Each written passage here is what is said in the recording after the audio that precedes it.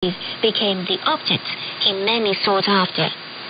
When all preparation was done, Ding Weiguang started building his museum last year.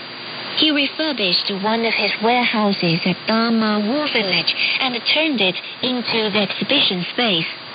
Outside the exhibition area is a doorway with the main architectural features, which is built with antique door frame, stone threshold, and bluestone plants collected by Ding. 这个呢是一个典型的明代百寿四门。The door frame is of typical Ming style, which features 100 calligraphy characters for longevity. I found it in Hunan. There was another antique collector offering me a really good price to buy it, but I just turned him down. I knew it is a rare piece that exemplifies the architectural style and aesthetic attitude typical to the Ming Dynasty. So I brought it back and fit it into the construction of my museum. The Ming Dynasty is considered the golden era in the development of ancient Chinese furniture, which is prized for its precious wood, comfortable design, simple decoration, and superb craftsmanship. The texture of wood was fully used to reveal natural beauty. Simple design had nothing to do with cheapness. Red sandalwood and scented rosewood represented essential value. Handwritings and paintings by well-known calligraphers and painters were engraved in desks and chairs.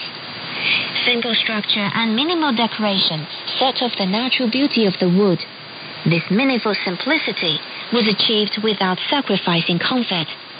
Scientific protection for bodily form was reflected in details such as curves, lines, height, and size. Extraordinary hidden joinery was also developed to make strong, stable pieces that combine curves with straight members matching grain and color. Mortise and tenon were used to hold pieces together without the use of any glue, enabling the pieces to be disassembled at will. Although simple and extreme on the surface, inside these joints are extremely complex.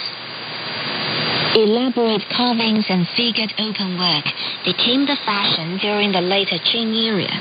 Straight lines, simple designs gave way to elaborately carved decorations, but it was by no means garish. Engraving, color painting were popular and important means of decorating furniture. Paintings in vivid colors, especially bright gold, were widely used. Often the furniture pieces were painted with various designs like geometric patterns, commercial symbols, natural sceneries, animals, and spiritual motifs. A refined screen panel might have taken 10 skillful craftsmen up to several months to complete. Ding Weiguang explains with examples. 2 beds of his collection made enduring different periods. 这个床的话呢是明式的一个床，它这个线条呢讲究的比较简单。This is a Ming bed featuring clean lines and simple elegance. That one is made in the late Qing period.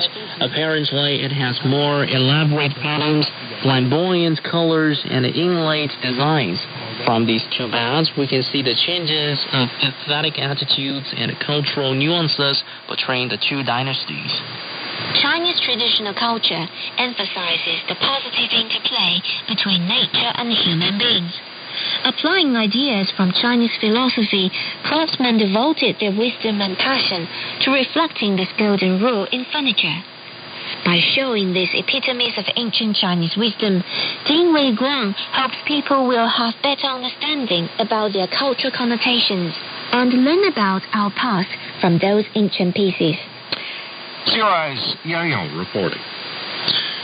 Britain's vocal sextet, the King's Singers, recently giving a performance here in Beijing. A number of popular Chinese songs, including Lake Baikal by renowned Chinese singer Li Jian, and also Jasmine Flower on the set list. Jonathan Howard is the bass of the ensemble. CRI Xu Fei had a chance to catch up with Howard. May I ask you to briefly introduce the latest activities for the King Singers and also your part in the ensemble? there have been 26 King's Singers ever, the original 6, the 6 of us now, and then 14 in between. And we do about 130 shows every year all over the world.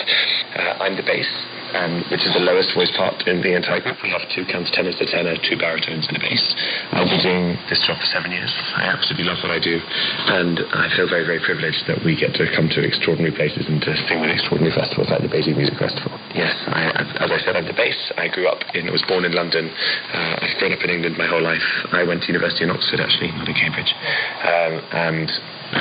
Yes, I love being a King's Singer. And you mentioned that this is the first ever experience to be on the stage of Beijing International Music Festival. But you also mentioned that you have traveled to China for a lot of show tours. Yes, we feel very, very lucky. The group came here for the first time 10 years ago. And what's lovely is just to see audiences grow and grow. And now we're very lucky every time we come, almost every show is totally sold out. And we've been particularly all over the east coast of the country, but we have been inland as well. So my first show was in 2011, and we had concerts here in Beijing, and in Shanghai, and in Xi'an, and in Guangzhou, and in Shenzhen. Since then, I've been to many far-flung places with the group. We were up at the new Opera House in Harbin in May, and we feel very privileged. There are lots of a cappella groups here in China. There are lots of choirs here in China. Music is particularly strong, but at all ages, which is very unusual globally. We worked here with a wonderful middle school about 3 years ago, and we were absolutely amazed by the quality of harmonic singing that they were able to do at such a young age. And I think that's probably one of the reasons that our kinds of music are so popular here, because it's something that's taught really from childhood to children across the country. And I think that it shows in our audiences that they've really come to love this kind of music. Then it is the first time for you to